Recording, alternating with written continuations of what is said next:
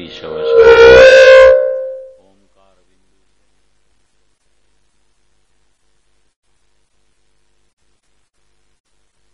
मंगलम भगवान वीरो मंगलम गौतमो गणी मंगलम कुंदकुंदार्यो जैन धर्मोस्तु मंगलम सर्वमंगल मांगल्यम सर्वकल्याण कारकम प्रधानम सर्वधर्माणाम जैनम जयतु शासनम नमः समय साराय स्वानुभूत्या चकाशते चित स्वभावाय भावाय सर्वभावांतरच्छिदे एगो में शाश्वत उपाज्ञान दर्शन लखणो शेषा में बाहिरा भावा सवे संयोग लखणा मारो सुशाश्वत एक दर्शन ज्ञान लक्षण जीव छे बाकी बधा संयोग लक्षण भाव मुझથી बाह्य छे હું એક શુદ્ધ સદા રૂપી જ્ઞાન દર્શનમય કરે કઈ અન્ય તે મારું જરી પરમાણુ માત્ર નથી અરે જે જાણતો અરહંતને ગુણ દ્રવ્યને પર્યાયપણે તે જીવ જાણે આત્મને તસુમો પામે લય કરે નથી અપ્રમત કે પ્રમત નથી જે એક જ્ઞાયક ભાવ છે એ રીત શુદ્ધ કથાય ને જે જ્ઞાત તે તો તે જ છે જેમ નેત્ર તેમજ જ્ઞાન નથી કારક નથી વેદ કરે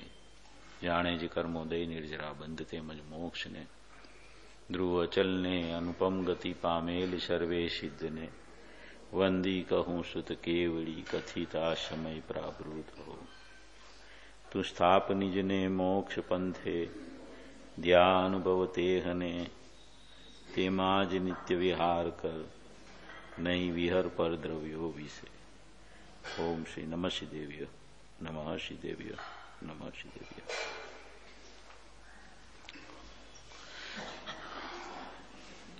कुंदकुंदाचार्य भगवान की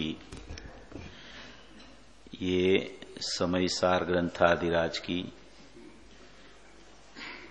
तात्पर्यवती जयसेन आचार्य देव की टीका में 320 गाथा का अपना स्वाध्याय चल रहा है। ये बहुत अच्छी बात है कि अपना स्वाध्याय जो चलता है वही पूज्य गुरुदेव जी का प्रवचन यहाँ चलता है तो उससे अपने को ज्यादा स्पष्टता होती है।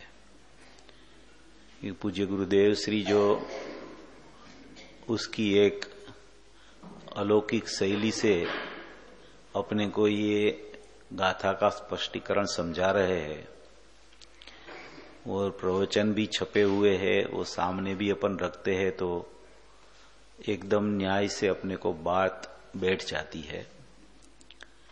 ऐसी ये कोई अपूर्व गाथा और ये उसका कोई अपूर्व चिंतन पूज्य गुरुदेव श्री का इस गाथा पर है।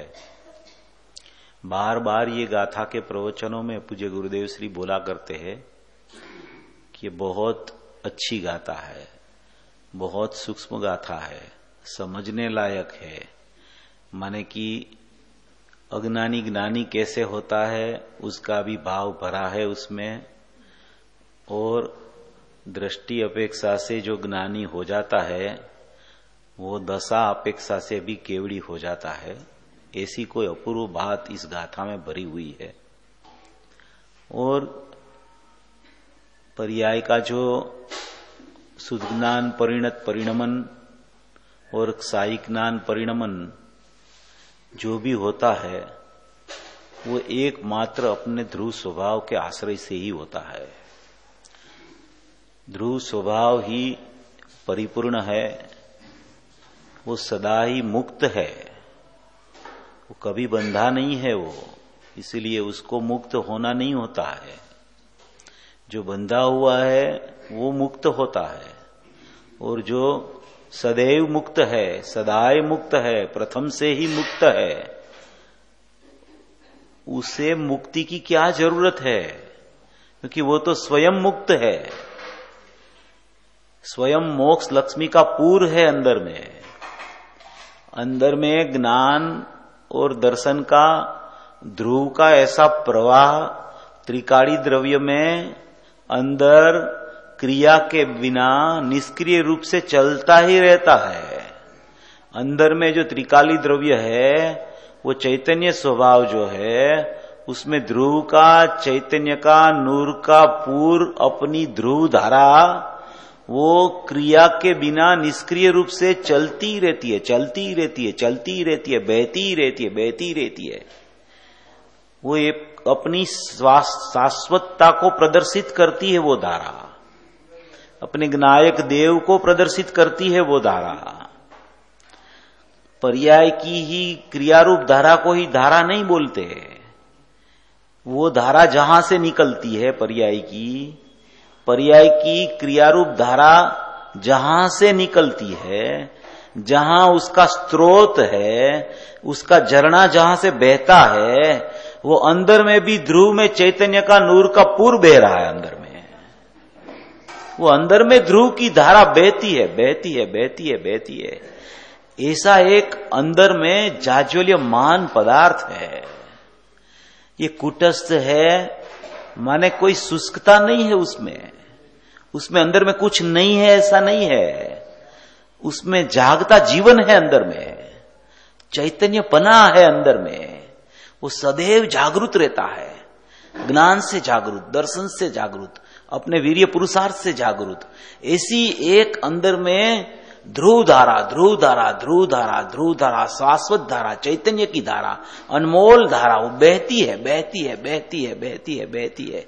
ऐसा मेरा ध्रुव है, ऐसी मेरी सत्ता है, ऐसी मेरी अखंडता है, ऐसी मेरी ध्रुव की ध्रुवता है। इसे वो ध्रुव की ध्रुवता से मैं परिपूर्ण हूं, वो ध्रुव की ध्रुवता से मेरा परिपूर्णपना है। ऐसी एक मेरी संपत्ति, मेरी सत्ता, मेरा वैभव, मेरी अभेदता, मेरी अखंडता, मेरी परिपूर्णता, मेरी कृतकृत्यता अंदर में चल रही है माने क्रिया नहीं है, निष्क्रियपने वो चल रहा है। अंदर में एक ध्रुव धारा बहती बहती बहती बहती ध्रुव धारा चलती है। पर्याय में ही क्रिया बताई, पर्याय में ही स्वसंवेदन बताया, पर्याय अभेद हुई उसको शुद्ध ज्ञान परिणत जीव कहा, ज्ञान उसका परिपूर्ण अभेद हो गया उसको साई ज्ञान केवल ज्ञान कहा। ये सब वर्तमान उत्पाद वाली और एक समय उत्पाद होके दूसरे समय व्यय होने वाली उत्पाद व्यय वाली पर्याय की चर्चाएं हैं। वो पर्याय मेरे ध्रुव स्वभाव में है ही नहीं, उससे मैं सर्वथा रहित हूं।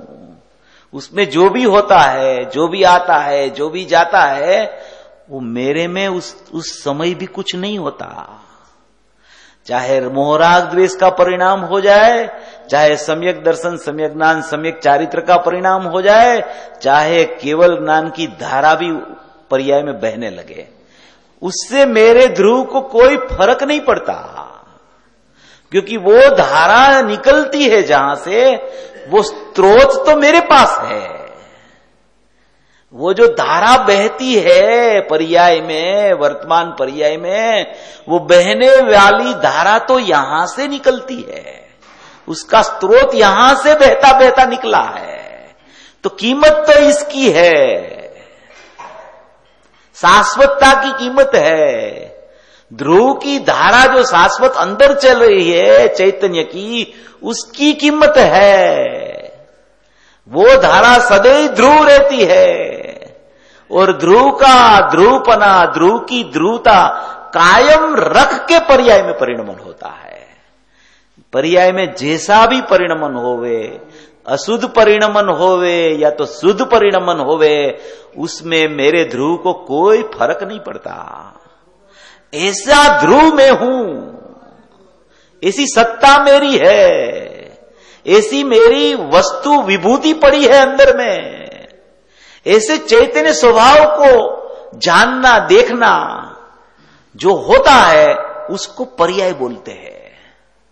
जाननहार तो मैं हूं, ध्रुव स्वभाव तो मैं हूं, उत्पाद से रहित ध्रुव तो मैं हूं, समग्र पर्यायों से रहित मैं शाश्वत हूं। ये मेरी चैतन्यता को बताता है मेरा शाश्वतपना। ऐसा मेरा स्वभाव रह गया है। अनादि से जीव ने पर्याय में मोह राग द्वेष की जगह वितरागता प्रकट करने का बहुत प्रयत्न किया है, मगर वो वितरागता क्यों प्रकट नहीं होती, सम्यक दर्शन क्यों नहीं आता, उसका कारण का उसने विचार नहीं किया कभी। उसकी भावना सही है, वो जो मार्ग पे चलना चाहता है वो सही मार्ग है, कि उसको मोह राग द्वेष अच्छा नहीं लगता, उसमें दुख लगता है, उसमें संसार दिखता है, उसमें विकल्प चलता है, वो मालूम पड़ता है, और वो विकल्प को पलटा के निर्विकल्पता पर प्रकट करने का प्रयास वो अनादि से कर रहा है।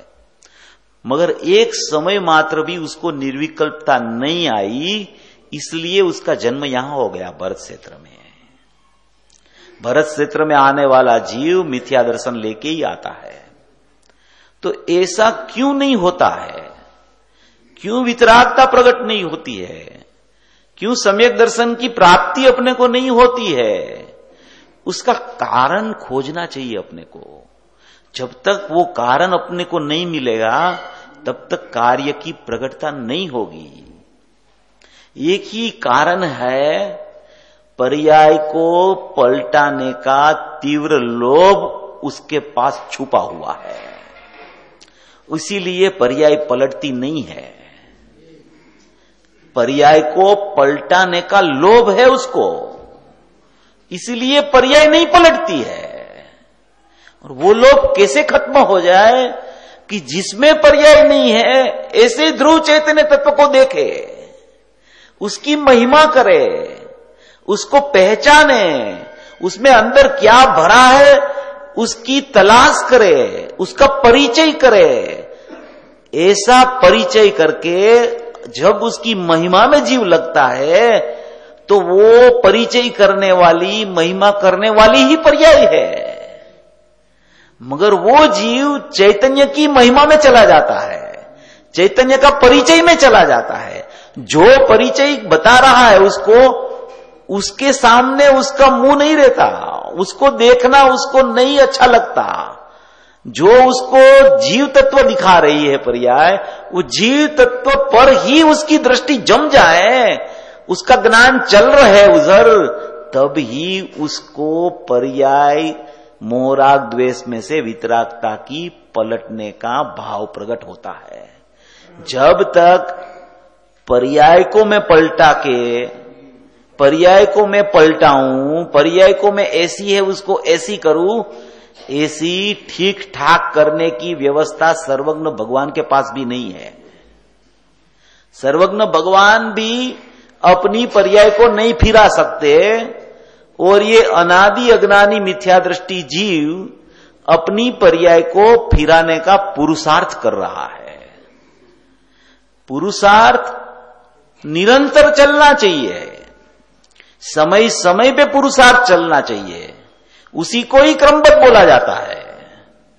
पुरुषार्थ की व्याख्या ये है कि अपना त्रिकाल स्वभाव, शाश्वत स्वभाव, ज्ञायक भाव, ध्रुव स्वभाव, भूतार स्वभाव, अखंड भाव, अपरिणामी भाव, चैतन्य भाव, नित्य अविनाशी भाव, उसकी यथार्थ पहचान करना, उसको यथार्थ समझना, उसको यथार्थ जानना, उसकी यथार्थ महिमा करना, उसको पुरुषार्थ बोला जाता है। उसको जानना, उसकी महिमा करना, उसको पहचानना, उसका परिचय करना, उसी में ही पर्याय का पलटना छिपा हुआ है। पर्याय को पलटाने का भाव से पर्याय कभी नहीं पलटने वाली। अनादि काल से जीव पर्याय को पलटने में ही पुरुषार्थ लगाता है, मगर कभी वो कामयाब नहीं हुआ है। वो क्योंकि उसकी दृष्टि पर्याय पर पड़ी है, उसकी दृष्टि उसका द्रव्य पर नहीं गई, उसकी चैतन्य स्वभाव पर नहीं गई, उसकी दृष्टि में उसको द्रव्य नहीं देखने में आया, द्रव्य दृष्टि में दृष्टा कौन है वो देखने में नहीं आया, और दृष्टि में जिसको नहीं देखना चाहिए उसको देखने में से उसको फुर्सत ही नहीं मिली। यही एकमात्र कारण है। और ऐसी गाथा 320वीं गाथा जो अपना मुक्त स्वरूप को दिखाती है, अपने मुक्त स्वभाव को दिखाती है, अपना जानन देखन चैतन्य पूर का नूर का ध्रुव अंदर बह रहा है, ध्रुव की धारा, उसको दिखाने वाली ये गाथा है। तो अपने को उसको ही परिचय करना, उसमें रहने का पुरुषार्थ करना, उसमें रह न सके तो दृष्टि तो जरूर करना, यही पुरुषार्थ है। अपने स्व को जानना, क्योंकि मैं ज्ञायक भाव हूं, तो ज्ञायक भाव के सिवा मैं किसको जानूं और क्यों जानूं? मेरा उपयोग यहां से च्युत होवे ही कैसे? मेरी जो निज निधि है, जब तक उसको ही मैं नहीं पहचानूं और मेरे में जो नहीं है उधर ही मैं लगा रहूं, तो वो भी कभी पलटने वाली नहीं है। वो पर्याय भी ऐसे बोलती है कि तू द्रव्य को देखने चली जा, तू तुझे मत देखा कर। तू द्रव्य को देखने चली जाएगी तो तू धन्य हो जाएगी। ऐसा ये प्रकरण है, बहुत महिमावंत गाथा है। पूज्य गुरुदेव श्री तो इतनी इसकी महिमा करते, इतनी महिमा करते हैं कि सुनते सुनते अपने को विकल्पात्मक दशा में भी ऐसा हो जाए कि मैं मुक्त हो गया हूं। मैं स्वभाव से तो मुक्त हूं ही, मगर ये सुनते सुनते ऐसा हो जाए कि मैं मुक्त हो गया। ऐसी ये अपूर्व गाथा है। उसमें आचार्य भगवान फरमाते हैं कि ये जीव तत्व, अखंड तत्व, ध्रुव तत्व, शाश्वत तत्व, जाननहार तत्व, वो कोई भी परिणाम का कर्ता या भोक्ता नहीं है। कर्ता भोक्ता वर्तमान में नहीं है, उसका मतलब ही ये होता है कि भूतकाल में भी वो कर्ता भोक्ता नहीं था। मैंने माना था मगर वो कर्ता नहीं था। आज भी मैं उसको कर्ता मानता हूं मगर वो कर्ता होता नहीं कभी। और भविष्य में अनंत काल चला जाएगा, तब भी मैं जब तक उसको कर्ता मानता रहूंगा तब तक मुझे सम्यक दर्शन की प्राप्ति नहीं होगी। मगर वो कभी उसका अकर्तापना छोड़ के कर्ता होने वाला नहीं है। ऐसा अकर्ता स्वभाव जो मेरा है, ऐसा ज्ञाता स्वभाव जो मेरा है, ऐसा ज्ञायक भाव जो मेरा है, वो कोई भी परिणाम का, परद्रव्य का, परद्रव्य के भाव का, कि अपना स्वभाव का, माने कि सम्यक दर्शन ज्ञान चारित्राणी मोक्ष मार्ग का कोई भी परिणाम का कर्ता कभी होता नहीं है, हुआ नहीं है और होने वाला नहीं है। ऐसा अकर्ता स्वभावी परमात्मा, वो मैं ध्रुव चैतन्य सत्ता हूं।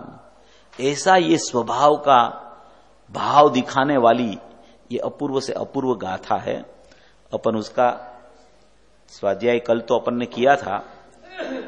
आज जो वो पहला पैराग्राफ है उसको लेके फिर से अपन वो पहला पैराग्राफ पूरा करेंगे।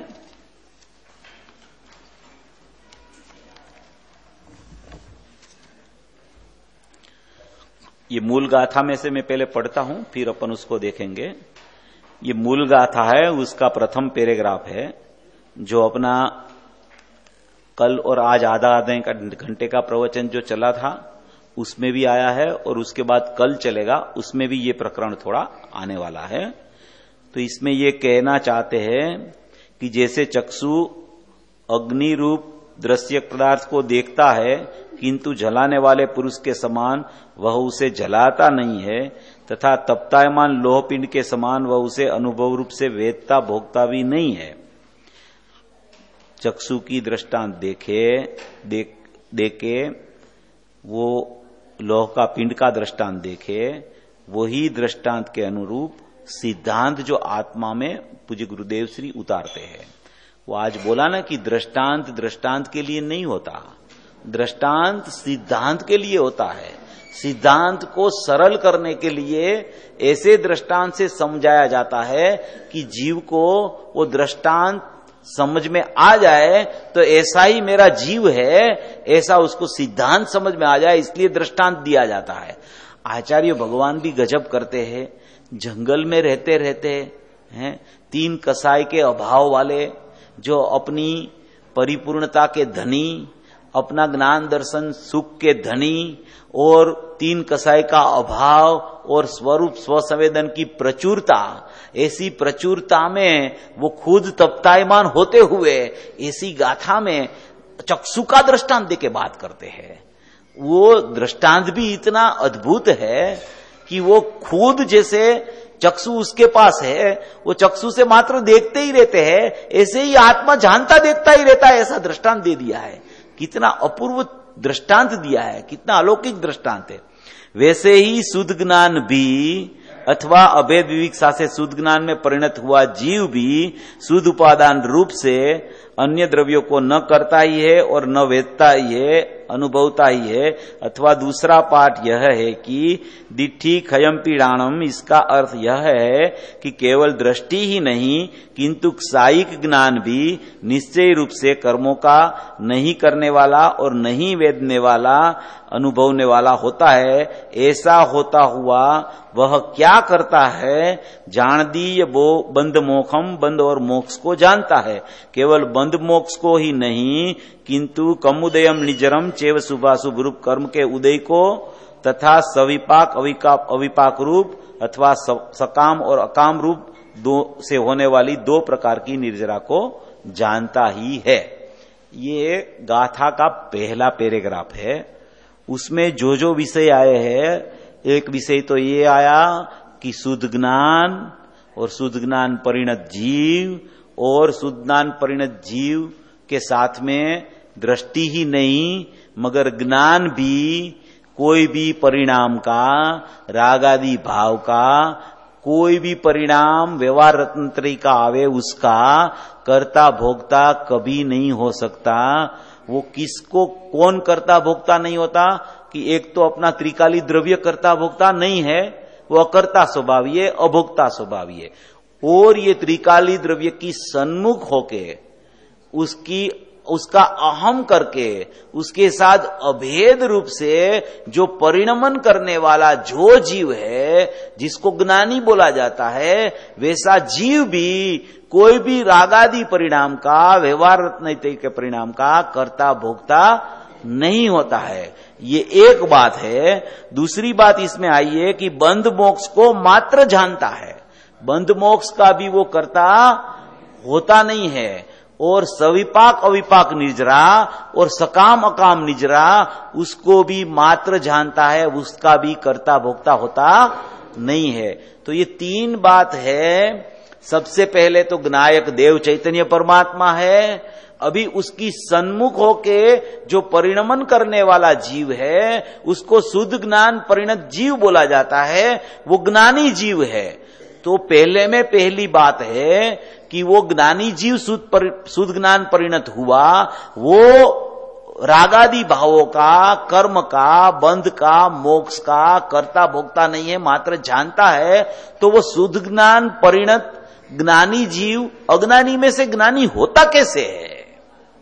सबसे पहली बात तो ये है, शुद्ध ज्ञान परिणत जीव है, वो तो त्रिकाली ज्ञायक भाव तो कर्ता भोक्ता नहीं है परिणाम का, मगर त्रिकाली ज्ञायक भाव की सन्मुख होते हुए जो शुद्ध ज्ञान परिणत जीव हुआ, जो ज्ञानी हुआ, जो सम्यक ज्ञानी हुआ, कि जिसकी पर्याय ज्ञायक के साथ अभेद होके परिणम गई, उस रूप हो गई, उसको बोलता है शुद्ध ज्ञान, बोला जाता है शुद्ध ज्ञान परिणत जीव।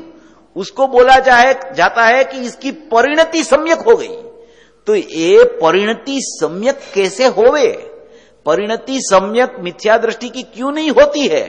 और परिणति सम्यक होने के लिए, शुद्ध ज्ञान परिणत होने के लिए सम्यक दर्शन की महिमा इतनी है कि ऐसा शुद्ध ज्ञान के साथ परिणत जीव हो गया, वो भी कर्ता भोक्ता नहीं है, उसकी पर्याय में राग द्वेष चलता है, चारित्र मोह भी चलता है, फिर भी उसका वो कर्ता भोक्ता नहीं है, क्योंकि उसका एक अंश, उसका सम्यक दर्शन का अंश, सम्यक ज्ञान का अंश, सम्यक चारित्र का अंश, माने कि श्रद्धा की पर्याय तो परिपूर्ण रूप से मुक्त हो गई, ज्ञान की पर्याय आंशिक, चारित्र की पर्याय आंशिक।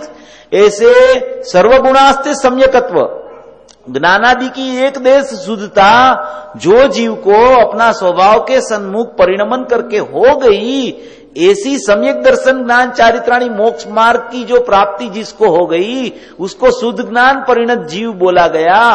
वो परिणति भी, उसका परिणमन भी, उसका दूसरा अशुद्ध परिणमन है, उसका कर्ता भोक्ता नहीं है। तो वो शुद्ध परिणमन पहले में पहले तो कैसे होवे? वो शुद्ध परिणमन क्यों नहीं हो रहा है?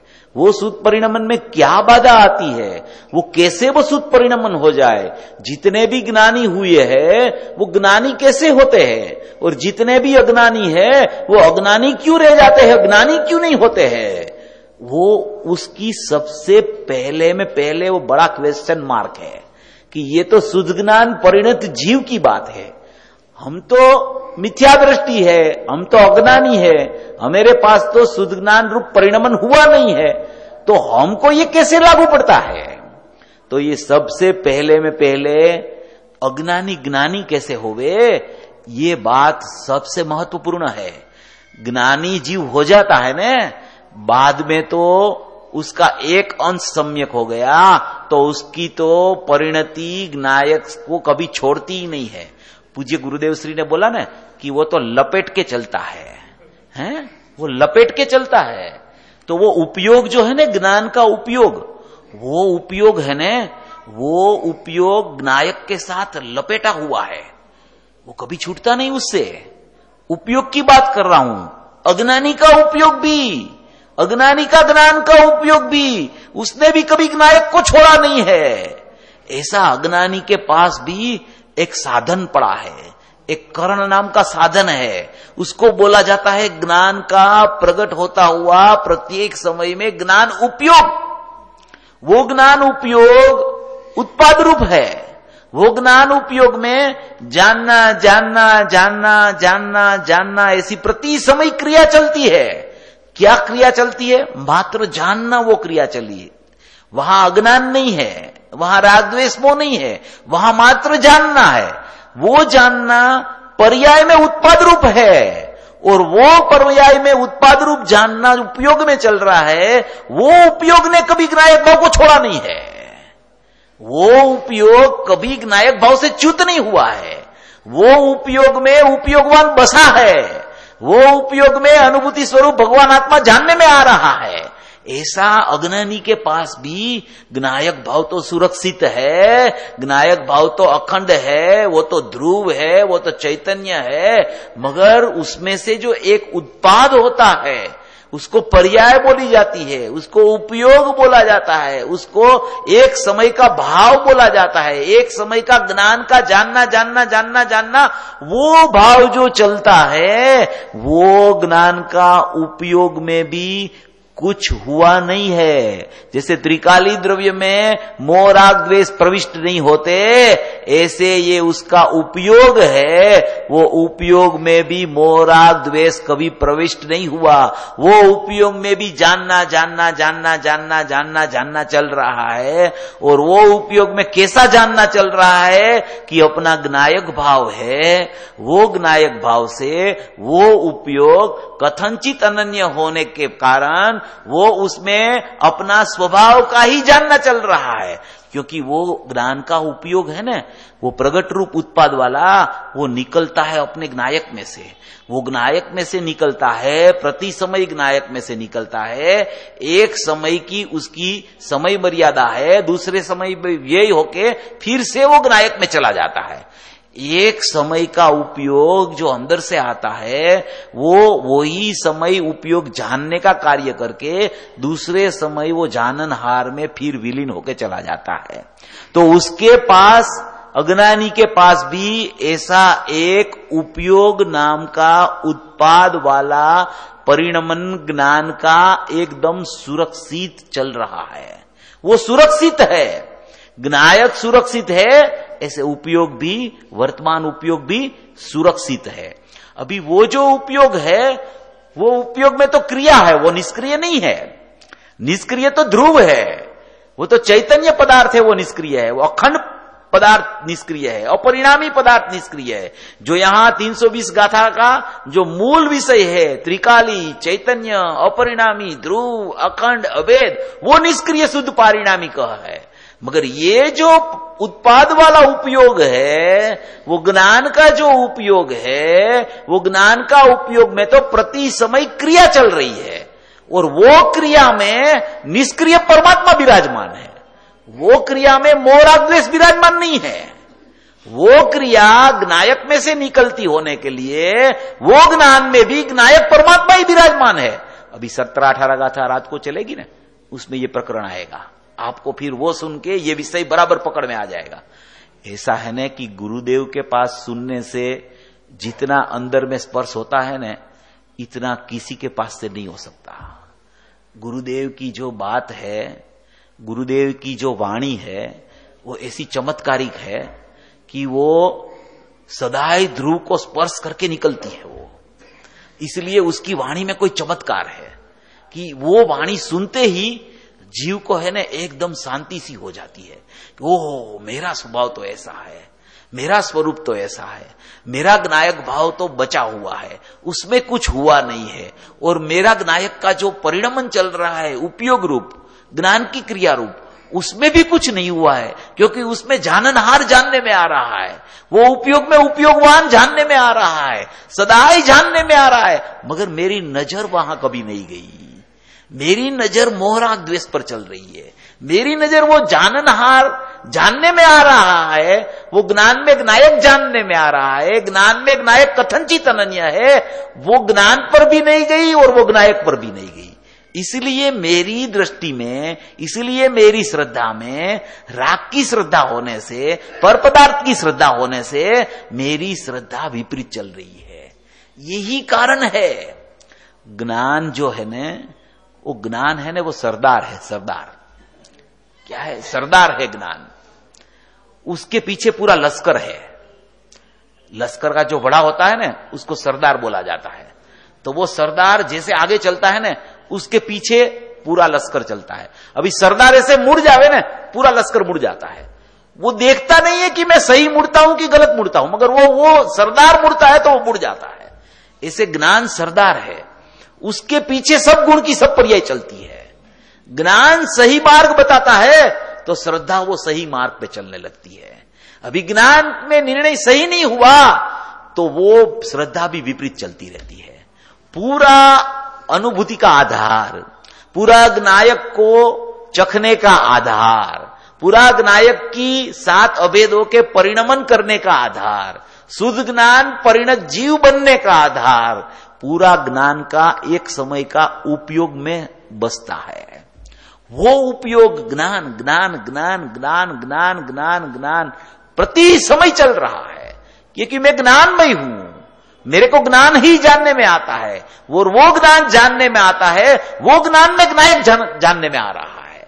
पहले तो मेरे को दूसरा कुछ जानने में नहीं आ रहा, मोहराग द्वेष जानने में नहीं आ रहा, पर पदार्थ जानने में नहीं आ रहा, मेरे को एक ज्ञान ही जानने में आ रहा है, क्योंकि मैं ज्ञानमय हूं, मैं ज्ञानमय पदार्थ हूं।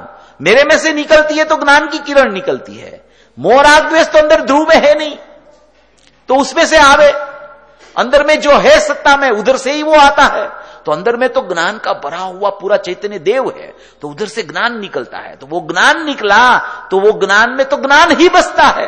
वो सवेरे पूजा में आ रहा था ना, ज्ञान में ज्ञान ही न बसे तो वो क्या ज्ञान की वानगी है? ज्ञान में ज्ञान ही बसता है, उसको ही ज्ञान की वानगी बोलते हैं। ज्ञान में ज्ञेय बस जावे, ज्ञान में पर पदार्थ बस जावे, ज्ञान में राग द्वेष मोह बस जावे, तो उसे ज्ञान नहीं कहते हैं।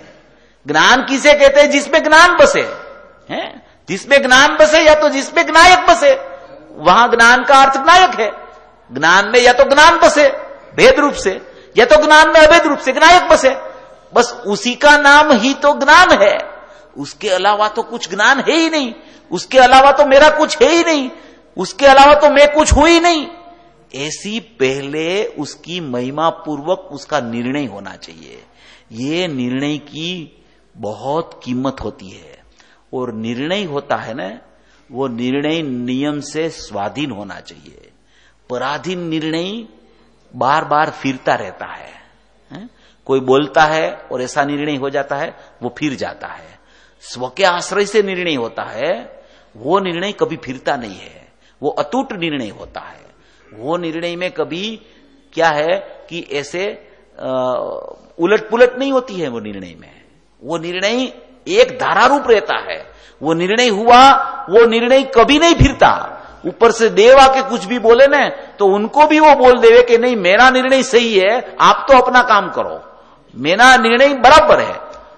निर्णय की कीमत ऐसी होती है कि निर्णय जिसको आ जाता है ना, उसको निर्णयवान है ना, उसको निर्णयवान अव्यक्त रूप से भी प्रदर्शित हो गया है, व्यक्त रूप नहीं हुआ अभी। मगर जिसको ज्ञान का भी निर्णय हो जाता है ना, उसको अभी व्यक्त रूप तो परिणमन नहीं हुआ, मगर अव्यक्त रूप से उसके ख्याल में आ गया कि मैं ऐसा ही हूं। निर्णय की इतनी कीमत है। ऐसा निर्णय में, वो निर्णय ज्ञान में होता है, इसलिए ज्ञान की महत्वता है। अभी ज्ञान जो है, वो उपयोग जो अंदर से निकलता है, वो ज्ञान की जो किरण है, वो ज्ञान कैसा है? स्वच्छ ज्ञान है। कैसा है? स्वच्छ ज्ञान है। ज्ञान की स्वच्छता है। ज्ञान की स्वच्छता में सब झलकता है, पूरी ज्ञेयावली झलकती है, पूरा ज्ञायक भाव झलकता है, सब झलकता रहता है। माने कि वो स्वपर प्रकाशक है ना ज्ञान है, तो पर ज्ञेय है वो भी झलकते रहते हैं, और स्वज्ञायक है वो भी झलकता रहता है। तो ज्ञान में सब झलकता है। ज्ञान यूं नहीं रहता है, सब झलकता रहता है उसमें।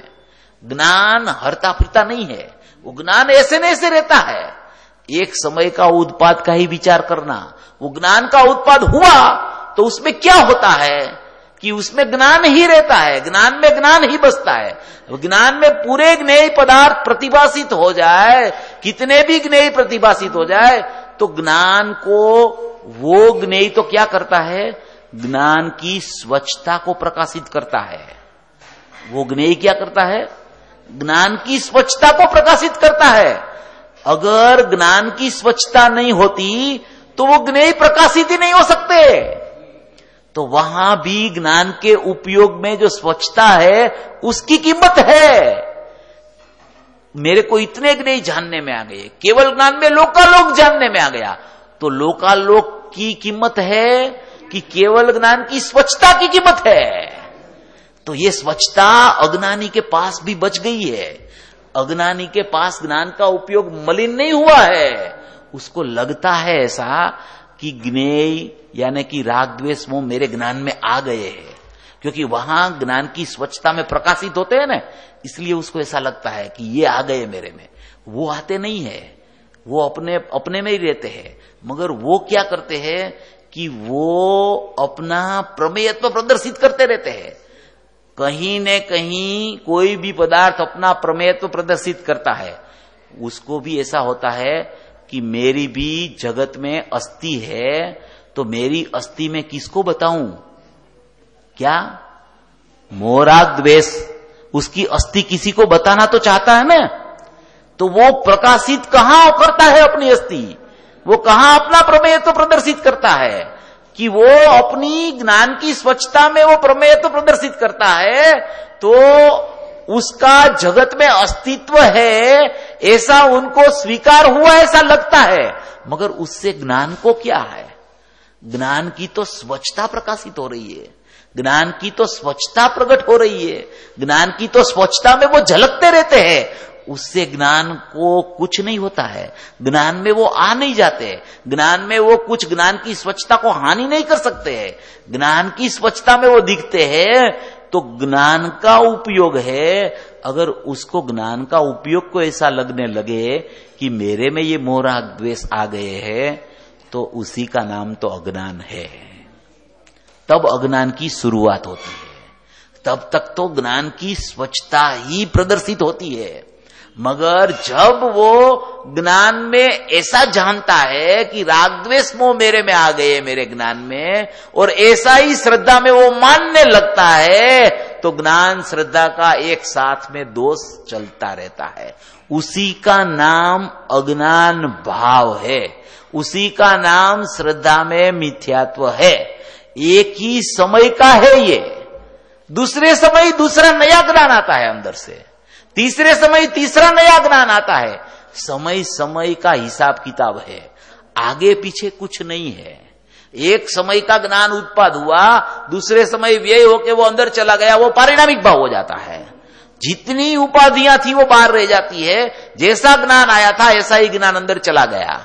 तो अशुद्धता नाम की चीज पूर्व पर्याय में कि उत्तर पर्याय माने कि भविष्य की पर्याय में नहीं रहती, मात्र एक समय की पर्याय में अपने स्वभाव को नहीं जानने से, एक समय की पर्याय में अशुद्धता का परिणमन, वो भी अशुद्धता का, ज्ञान का अज्ञानत्व, ये सब मोह राग द्वेष मेरे में नहीं होते हुए भी ऐसा जान लिया कि मेरे में आ गए हैं, और श्रद्धा ने ऐसा मान लिया कि मैं उस रूप हो गई हूं, तभी उसमें अज्ञान और मिथ्यात्व का जन्म होता है।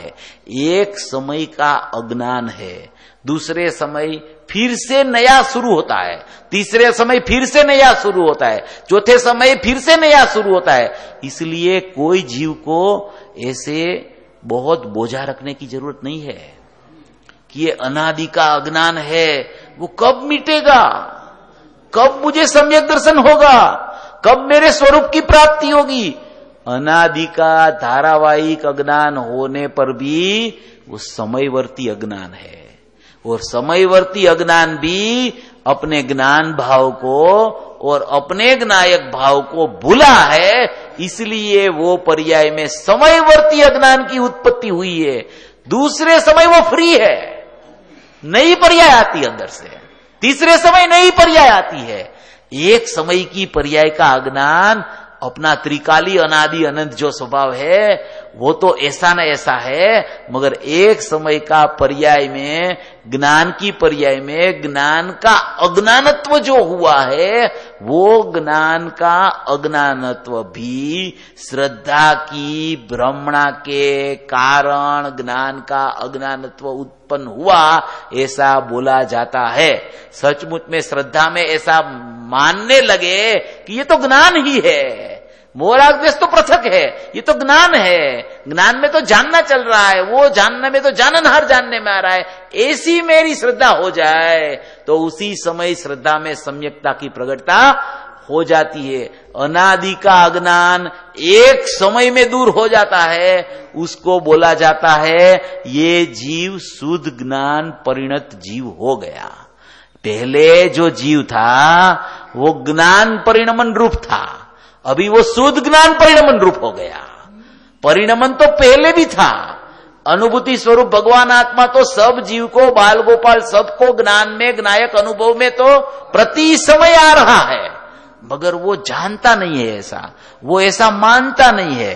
जो जानने में आता है उसको सचमुच में ये जानने में आता है, ज्ञायक भाव ज्ञान में जानने में आता है, ऐसा जानपना वो नहीं करता।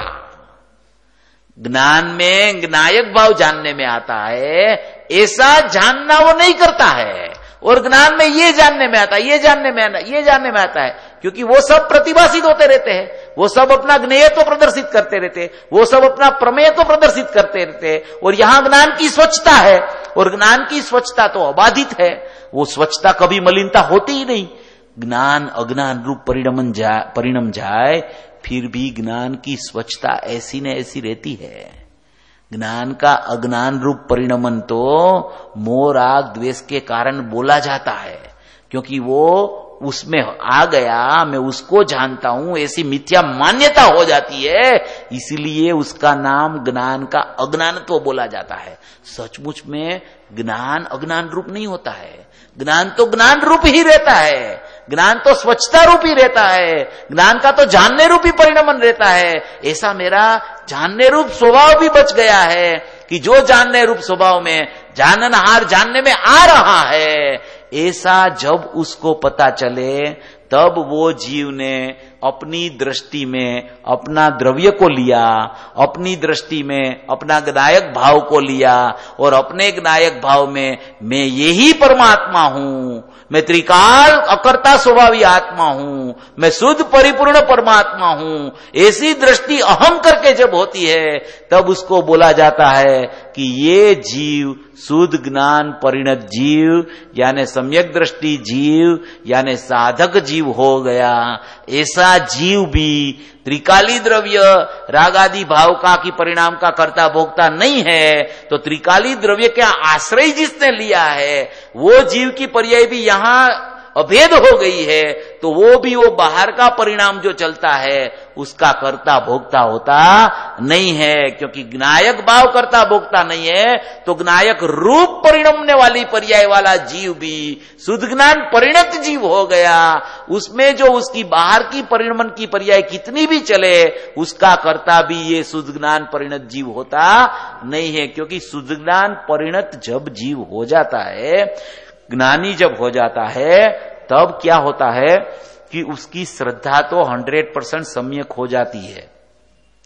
चारित्र की पर्याय में भी स्वरूप आचरण चारित्र चलने लगता है और ज्ञान का अंश भी एक अंश उसका सम्यक ज्ञान रूप परिणमित हो जाता है। बाकी जब विकल्पात्मक दशा में आता है, निर्विकल्प दशा में तो परिपूर्ण माने कि सभी पर्याय द्रव्य के साथ लीन हो गई है, वहां तो कोई विकल्प नहीं है, विकल्प नहीं होता, वहां निर्विकल्पता है। वहां अभेद जब शुद्ध ज्ञान परिणत जीव हुआ, सम्यक दर्शन नान चारित्राणी मोक्ष मार्ग रूप जब जीव परिणमा, तब तो क्या होता है, निर्विकल्प दशा असंख्य समय चलती है, तब तो वहां कोई विकल्प की उत्पत्ति नहीं। कौन श्रद्धा, कौन ज्ञान, कौन चारित्र, अनंत गुण की अनंत पर्याय क्या, त्रिकाली द्रव्य कौन, ये वहां कुछ नहीं होता। वहां मात्र ज्ञान और आनंद का एकदम रस लेता है जीव। निर्विकल्प दशा का आनंद में तो मात्र उसका रस चखता है। वो ज्ञान और आनंद में उसकी परिणति लीन होके डूब जाती है। उसको बोला जाता है कि ये जीव शुद्ध ज्ञान परिणत हो गया, ये जीव को निर्विकल्प अनुभूति हो गई, ये जीव को अपना ज्ञायक में जो आनंद था वो उसकी पर्याय में प्रकट होके आनंद का व्यक्त रूप परिणमन हो गया, ज्ञान का व्यक्त रूप परिणमन हो गया, अनंत गुण की अनंत पर्याय का व्यक्त रूप परिणमन हो गया। वो सब तो वो विकल्पात्मक दशा में आके बोलता है। परिणमन के काल में तो वहां ज्ञान और आनंद का परिणमन चलता है, वहां कुछ नहीं है। और निर्विकल्प दशा भी असंख्य समय चलती है। बाद में जब वो विकल्प में आता है तब उसको जो ये विकल्पात्मक दशा का परिणमन चला, वो बहिर्लक्षी परिणमन उपयोग इतना च्युत हो गया, तो उपयोग च्युत हो गया तो उपयोग रागादि भाव को जानता है और परिणति ज्ञायक से छूटती नहीं है। ऐसी श्रद्धा अपेक्षा से परिणति अंदर में लीन रहती है। अनंत गुण की अनंत पर्याय को परिणति बोली जाती है और उपयोग जो है वो माने कि उपयोग का परिणति रूप परिणमन था वो लब्ध रूप रह जाता है और उपयोगात्मक परिणमन विकल्पात्मक दशा में बाहर चला आता है। उसको बोला जाता है कि ज्ञानी सविकल्प दशा में आके अभी जितने जितने उसकी पर्याय में रागादि भाव वर्त रहे उसको जानता हुआ परिणमता है। उसको बोला जाता है ज्ञानी की सविकल्प दशा। तो वो परिणमन है, वो परिणमन में निर्विकल्पता नहीं है। तो ये शुद्ध ज्ञान परिणत जीव की जो परिणति चल रही है वो परिणति भी वो विकल्पात्मक परिणमन की करता नहीं है। इसको बोला जाता है शुद्ध ज्ञान परिणत जीव भी वो कोई भी परिणाम का कर्ता भोक्ता कभी होता नहीं है। बंध चलता है उसका भी कर्ता नहीं होता है, निर्जरा होती है उसका भी कर्ता नहीं होता है, मोक्ष मार्ग चल रहा है उसका भी कर्ता नहीं होता है, मोक्ष होगा उसका भी कर्ता वो नहीं होता है। ऐसे शुद्ध ज्ञायक भाव और ज्ञायक भाव के अभेद सन्मुख होके जो परिणति शुद्ध ज्ञान परिणत जीव जो हो गया वो भी जितनी जितनी पर्याय अभी बाकी है पूर्ण होने में वो प्रगट रूप आने वाली है, विकल्पात्मक दशाएं हैं, उसका कर्ता वो शुद्ध ज्ञान परिणत जीव भी होता नहीं है। शुद्ध ज्ञान परिणत जीव नहीं होता है वो तो अपने को मालूम पड़ा, मगर सबसे पहले तो शुद्ध ज्ञान का परिणमन मेरे में कैसे सुधरूप हो जाए ये बहुत महत्वपूर्ण बात है। वो हो जाए बाद में तो मार्ग बहुत सरल है। पूज्य गुरुदेव श्री तो वहां तक बोलते हैं कि कोई भी जीव एक बार शुद्धान परिणत हो गया ना तो समझ लो कि उसका मोक्ष ही हो गया, उसका मोक्ष ही हो गया। क्योंकि एक बार जिसको सम्यक दर्शन ज्ञान चारित्राणी मोक्ष मार्ग रूप परिणमन हुआ उसके ज्यादा भव भी नहीं होते हैं। परम अध्यात्म तरंगिणी में तो लिखा है कि उसको 2-3 भव से ज्यादा भव ही नहीं होते। इस काल में जिसको सम्यक दर्शन रूप परिणमन ये काल में हो जाए, उसका 2-3 भव से ज्यादा भव नहीं होता है। एको मोक्ष पथो ऐसा कलश है 240वां समयसार का, अचिरात शब्द उसमें आया है। उसका स्पष्टीकरण करते करते पूज्य गुरुदेव श्री ने परम अध्यात्म तरंगिणी का आधार देकर यह बात बताई कि उसमें ऐसा लिखा है, सूपचंद्र आचार्य का है वो, उसने लिखा है कि इस काल में जिसका सम्यक दर्शन ज्ञान चारित्राणी मोक्ष मार्ग रूप परिणमन जो जीव का होता है, उसको 2-3 भव से ज्यादा भव नहीं होते हैं। तो समझ लो आप कि सम्यक दर्शन की कितनी कीमत है, सम्यक दर्शन की कितनी महिमा है, और सम्यक दृष्टि की भी कितनी महिमा है। माने कि सम्यक दृष्टि की और सम्यक दर्शन की इतनी महिमा जो है अपन को दिखती है, तो सम्यक दर्शन जिसके आश्रय से हुआ है, जिसको चूम के हुआ है, जिसको अहम करके हुआ है, जिस रूप परिणम के हुआ है, उसकी महिमा कितनी होनी चाहिए। वो महिमावंत हाजरा हजूर देव है अपने पास, वो चैतन्य परमात्मा वो मैं हूं, मैं ध्रुव सत्ता में हूं, अखंड तत्व में हूं, अपरिणामी पदार्थ में हूं, शाश्वत जीव में हूं, चेतना ज्ञान दर्शन से अभेद जीव में हूं। ऐसा जो मेरा स्वभाव है, उसकी जो महिमा उसको लग जाए, उसको उसका पता चल जाए, उसका परिचय हो जाए, तो उसको पता चले कि इसका एक स्पर्श मात्र से मोक्ष लक्ष्मी प्रकट होती है। तो ये पदार्थ क्या है, इसको कैसे मैं समझू, इसको मैं किसकी उपमा दूं, ये अनुपम पदार्थ है, इसकी कोई उपमा ही नहीं है। ऐसा जगत में कोई पदार्थ ही नहीं है कि जिसकी मैं उपमा इसको दे सकूं, ऐसा कोई पदार्थ नहीं है। ऐसा मेरा स्वभाव है, ऐसी मेरी परिपूर्णता है, ऐसी मेरी परिपूर्णता कोई भी परिणमन को कर सकती नहीं है, करती नहीं है ऐसा नहीं, कर ही सकती नहीं है, क्योंकि दोनों पृथक पृथक है, दोनों न्यारे न्यारे है। एक में परिणमन चलता है, एक स्थिर रहता है। जो स्थिर अक्रिय बिंब है वो मैं हूं, ऐसा जिसको अक्रिय बिंब मैं हूं, ऐसा जिसको पता चलता है, वो पर्याय भी अक्रिय हो जाती है।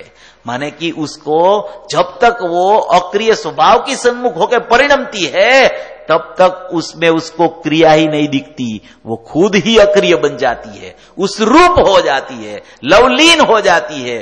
पर्याय और द्रव्य का भेद ही दिखता नहीं है। कौन पर्याय, कौन द्रव्य, कौन गुण, कर्ता कर्म क्रिया भेद नहीं बासतु है। अकृतृत्व शक्ति अखंड रीति धरे ये, याहे की गवेसी ज्ञान माई लखी लीजिए, याही की लखली में अनंत सुख भरियो है। ऐसा सोगानी जी ने उसका देह परिवर्तन हुआ उससे पहले 3 पत्रों में ये पंक्ति दोहराई है कि जब निर्विकल्प अनुभूति होती है, जब शुद्धात्मा में हूं ऐसा होता है, जब ऐसा अहम हो जाता है, तब ना तो वहां कोई कर्ता है, ना तो कोई क्रिया है, ना तो कोई कर्म है। कर्ता कर्म क्रिया ऐसा कोई भेद ही भाषित नहीं होता है। अकृतृत्व शक्ति, अकर्तृत्व शक्ति अखंड रीति धर रही है। याही के गवेसी तेरे ज्ञान में ही लख लीजिए कि ये लखनी में अनंत सुख भरियो है। माने कि कोई भेद ही भाषित नहीं होता। कौन कर्ता, कौन सी क्रिया और कौन कर्ता का कर्म, ऐसा कुछ वहां होता ही नहीं है। वहां अभेद परिणमन, शांत निराकुल परिणमन, सुख का स्वाद, आनंद का अनुभव और ज्ञान की परिणति जानना जानना जानना जानना जानना अभेद रूप से यही निर्विकल्प दशा में परिणमन चल रहा है। ऐसा मेरा स्वभाव जिसको पता चले, ऐसा मेरा त्रिकाल भाव जिसको जानने में आवे, ऐसा मेरा त्रिकाल भाव उसी की ही श्रद्धा जिसको हो जाए, उसको बोला जाता है शुद्ध ज्ञान परिणत जीव ऐसा कोई भी परिणाम का, रागादि भाव का, विकल्पात्मक भाव का, व्यवहार रत्नत्रय का कर्ता भोक्ता होता ही नहीं है, क्योंकि एक पर्याय के दो भाव हो गए हैं। एक भाव में परिणति में आनंद की गटागटी चलती रहती है और दूसरे भाव में विकल्प आदि चल रहे हैं। वो विकल्प तो बाहर है, पृथक है, वो विकल्प मेरे को जानने में नहीं आता। विकल्प का ज्ञान होता है, वो भी विकल्प का ज्ञान है ऐसा बोलना वो भी व्यवहार है। आत्मा का ज्ञान को ही ज्ञान बोला जाता है। ऐसा ज्ञानमय पदार्थ में हूं, ऐसा परिपूर्ण पदार्थ में हूं, ऐसा ज्ञायक भाव में हूं, इसको बोला जाता है ये जीव शुद्ध ज्ञान परिणत हो गया। और वो बंध का करता नहीं, मोक्ष का करता नहीं, बंध का कारण मिथ्यात्व अवरत प्रमाद का सहयोग उसका करता नहीं, मोक्ष का कारण मोक्ष मार्ग उसका करता नहीं, और वो सकाम निर्जरा, अकाम निर्जरा, सविपाक निर्जरा की अविपाक निर्जरा उसका भी करता वो शुद्ध ज्ञान परिणत जीव कभी नहीं होता। वो सब होता है पर्याय में, मात्र वो जानने देखने वाला रहता है। और वो भी स्व को जानते जानते अपनी पर्याय में वो प्रदर्शित उसका प्रमेयत्व कर रहा है। ऐसा ज्ञान में बने हुए ज्ञेयाकार को ही सदैव जानता रहता है। उसको बोला जाता है कि विकल्पात्मक दशा में ज्ञानी ने ये बंध को जानता है, विकल्प को जानता है, निर्जरा को जानता है, कर्म को उदय को जानता है। ये सब अपने ज्ञान में विकल्पात्मक दशा में जितना ज्ञेयाकार रूप परिणमन होता है वो ज्ञान में ज्ञेयाकार रूप परिणमन को ही जानता रहता है ज्ञानी। इसको बोला जाता है कि ज्ञानी ने इसको जाना। सचमुच में तो वो अपने भेद रूप से अपने ज्ञान को जानता है और अभेद रूप से वो अपने ज्ञायक को ही जानता रहता है। उसको सचमुच में ज्ञानी बोला जाता है। ज्ञानी जानता है, ये पदार्थ को जानता है। उसका अर्थ भी यही है कि वो अपने भेद रूप से अपने ज्ञान को जानता है। वो ज्ञान में सब पदार्थ प्रतिभाषित होता है, ऐसा ज्ञेयाकार ज्ञान में बनता है पर प्रकाशक में। तो ऐसे ज्ञानाकार रूप ज्ञेयाकार को जानता हुआ परिणमित होता रहता है और अभेद से तो अपने परिणति अपने ज्ञायक को जान रही है।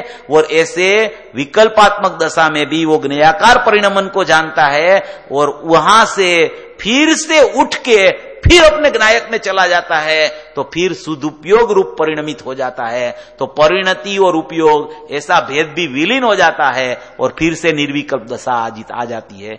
उसको बोला जाता है ज्ञानी, उसको बोला जाता है शुद्ध ज्ञान परिणत जीव। और शुद्ध ज्ञान परिणत प्रकट होना उसकी विधि, ज्ञान का उपयोग में प्रकाशित जो भी ज्ञेयावली हो रही है उसमें उसमें भी ज्ञान को देखो कि ज्ञान को देख के ही ये ज्ञेय का पता चलता है। ऐसा ज्ञानमय भाव में हूं, वो ज्ञान में मेरा ज्ञायक ही जानने में आ रहा है, इसलिए मैं तो ज्ञायक ध्रुव चैतन्य महासत्ता हूं। ऐसा जिसको अहम होता है वो ज्ञानी त्वरित में बन जाता है। कोई बोझा रखने की जरूरत नहीं है कि अनादि का अज्ञान है वो कब जाएगा। एक समय का अज्ञान दूसरे समय सम्यक ज्ञान होके चला जाता है। अज्ञान का कोई स्टॉक अंदर में नहीं है, बाहर में एक समयवर्ती अज्ञान है। जब उसने देखा कि मैं ज्ञानमय भाव हूं उसी समय वो ज्ञान में अज्ञानत्व छूट के ज्ञानत्व प्रकट हो जाता है। उसको बोला जाता है ये जीव अज्ञानी में से ज्ञानी हो गया। ये मार्ग है ना बहुत सरल है, गुरुदेव ने बहुत सरल करके बताया है, मगर अपनी नजर है ना वो वहां जाती नहीं है। अपनी नजर है ना राग द्वेष मोह पे ही पड़ी रहती है कि ये कब छूटेगा, ये कब जाएगा, इसको कैसे दूर करूं, इसको कैसे हटाऊं। इसलिए वो क्या होता है वो ज्यादा हो रहे हैं, वो छूटते नहीं है। अपनी नजर यहां चली जाए तो एक समय में वो चला जाता है। ऐसी ये अपनी 320वीं गाथा की महिमा है, उसका स्पष्टीकरण गुरुदेव ने बहुत किया है। ऐसा मोक्ष मार्ग, समयवर्ती मोक्ष मार्ग एक समय में प्रकट होता है। ऐसी भावना सब जीव भावे और मोक्ष मार्ग में परिणमन करे, ऐसी मंगल भावना। आज बहुत